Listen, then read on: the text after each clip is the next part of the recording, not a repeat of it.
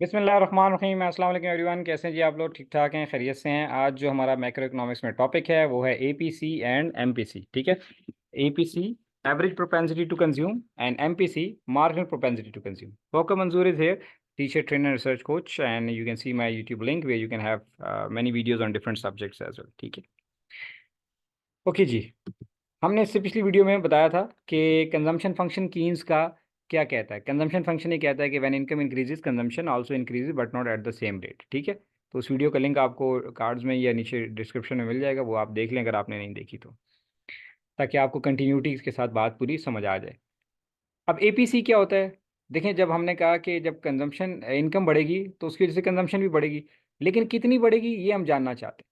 ठीक है, और चेंज कितना आ रहा है ओवरऑल ये भी हम जानना चाहते हैं। और ये दोनों फिगर बड़े इकोनॉमी के लिए बड़े इंपॉर्टेंट होते हैं, क्योंकि ये भी एक बहुत बड़ी डिबेट है कि क्या वो सोसाइटी ज़्यादा अच्छी है जो इनकम का बहुत बड़ा पोर्शन खर्च कर देती है।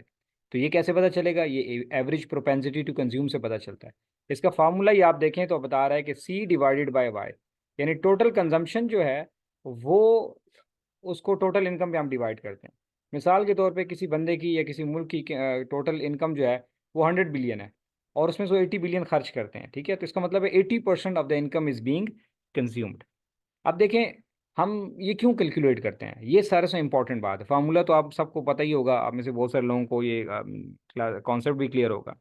द इम्पॉर्टेंट थिंग इज कि अगर एक सोसाइटी 80% कंज्यूम करती है अपनी इनकम का ऑन एवरेज, ऑब्वियसली कुछ थोड़ा ज़्यादा करते होंगे कुछ कम, लेकिन एवरेज 80% अगर अपनी सैलरी का कंज्यूम करते हैं, इसका मतलब 20% वो सेव करते हैं।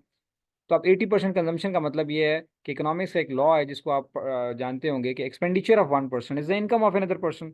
इसका मतलब है ये 80% बाकी लोगों की इनकम बन रही है। इसी से ही हमारी और वो जो बाकी लोगों की इनकम बन रही है उसी को हम नेशनल इनकम कहते हैं। ठीक है, कि income of all the people is the national income. अब अगर ये कंजम्पशन बढ़ती है, 80 से 90% पे जाती है, तो इसका मतलब ये है कि मुल्क में अब बहुत सारी चीज़ों की डिमांड बढ़ना शुरू हो गई है। ठीक है, ज़ाहिर है लोग का खर्च कर रहे हैं, तो कोई कपड़ा खरीद रहा होगा, कोई जूते खरीद रहा होगा, कोई मोबाइल, गाड़ियाँ वगैरह वगैरह। ठीक है, तो इसका मतलब है डिफरेंट गुड्स एंड सर्विसेज की डिमांड मुल्क में बढ़ रही है। एंड इट मीन्स के people, the companies, the producer will produce more to match that demand, and they will earn more. When they will earn more, they will hire more people, और उससे employment generate होना शुरू हो जाएगी, उससे लोगों की और इनकम बढ़ेगी, and it will help that. ये एक एस्पेक्ट है। ठीक है, लेकिन दूसरा एस्पेक्ट इसका ये भी है कि अगर सारे कंजम्पशन बढ़ना ही शुरू हो जाएगी तो सेव कौन करेगा? जब कोई सेव नहीं करेगा, अभी देखें 20 बिलियन सेव हो रहे हैं, तो बैंकों में जाते हैं, बैंक से आगे इंडस्ट्री को पैसा मिलता है, इंडस्ट्री आगे लोन पे इंडस्ट्री लगाती है। ठीक है, मतलब फैक्ट्रीज वगैरह लगाते हैं। अगर ये 90% कंजम्पशन करना शुरू कर देंगे तो 10% रह जाएंगी सेविंग। तो 10% का मतलब है अब थोड़ा पैसा बैंक में है। जब थोड़ा पैसा बैंक में है तो वो बैंक वाले थोड़ी इन्वेस्टमेंट कर पाएंगे। ठीक है, ऑब्वियसली थोड़ा लोन दे पाएंगे, तो फिर थोड़ी इन्वेस्टमेंट होगी। तो अब इसमें राइट एंड रॉन्ग के लिए हमें देखना पड़ेगा इकोनॉमिक सिचुएशन इस वक्त क्या है। ठीक है ना, तो अगर कंजम्पशन ओरिएंटेड सोसाइटी नहीं है, बहुत ज़्यादा सारे और पैसा अगर बहुत ही बैंक में पर चला जाए और कोई कंज्यूम ही ना कर रहा हो, मिसाल के तौर पे ये हर बंदा अपनी इनकम को, सारे ही कंजूस फर्ज कर ले, मान लें किसी मुल्क में सारे कंजूस हैं और वो 20-30% खर्च करते हैं, 70% सेव कर देते हैं, तो इतना पैसा बैंक में पड़ा हुआ है, वो बैंक को आगे लोन के लेने वाला ही कोई नहीं है। ठीक है ना, क्योंकि आगे इतनी डिमांड ही कोई नहीं, कंजम्पशन ही नहीं हो रही। तो इसको बड़ा बैलेंस लेके चलना पड़ता है इस कंजम्पशन, इस एपीसी।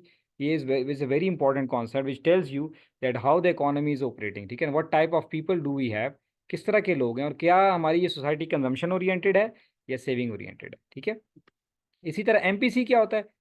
एपीसी तो ये होता है कि हम इनकम का कितने परसेंट खर्च करते हैं। एमपीसी होता है जब हमारी इनकम बढ़ जाती है तो उस बढ़ी हुई इनकम का कितने परसेंट खर्च करते हैं।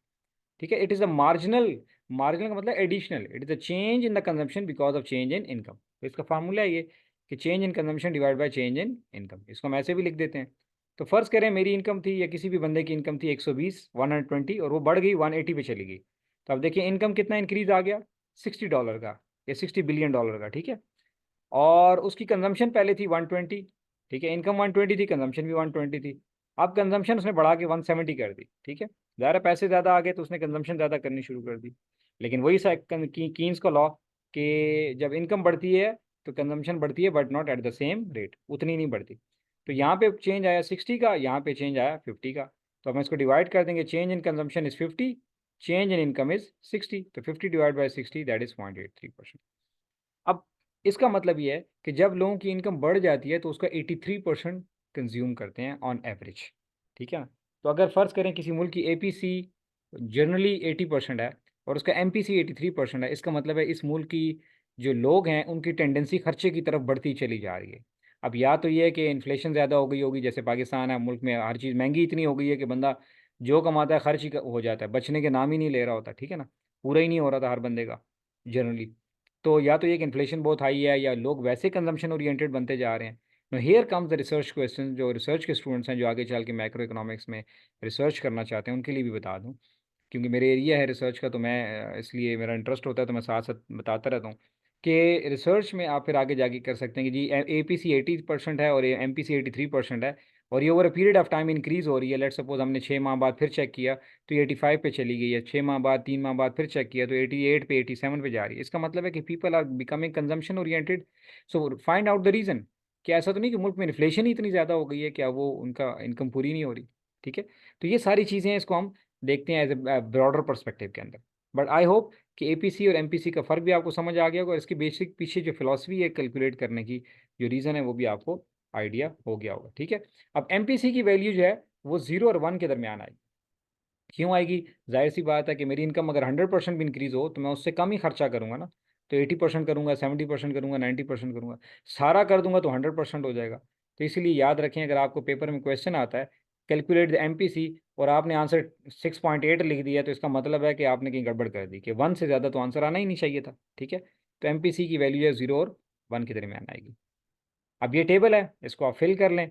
कैसे फिल करेंगे? फार्मूला लिखा हुआ है APC C/Y।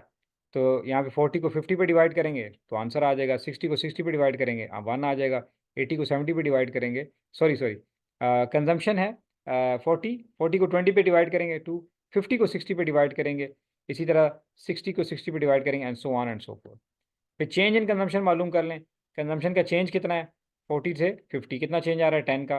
50 से 60 10 का चेंज आ रहा है, ठीक है। इसी तरह इनकम में कितना चेंज आ रहा है? देखिए आप 20 20 का चेंज आ रहा है, ठीक है। तो यहाँ पे 20 20 20 लिख देंगे और फिर आप MPC कैलकुलेट कर लें, ठीक है। वीडियो को यहाँ रोक कर इस टेबल को खुद फिल करें, मैंने फिल किया हुआ है लेकिन आप इसको रोक के खुद फिल करें और फिर मैंने जो फिल किया है उसके साथ आंसर को मैच करके देखें कि आपको कॉन्सेप्ट ठीक से समझ आ गया या नहीं, ठीक है।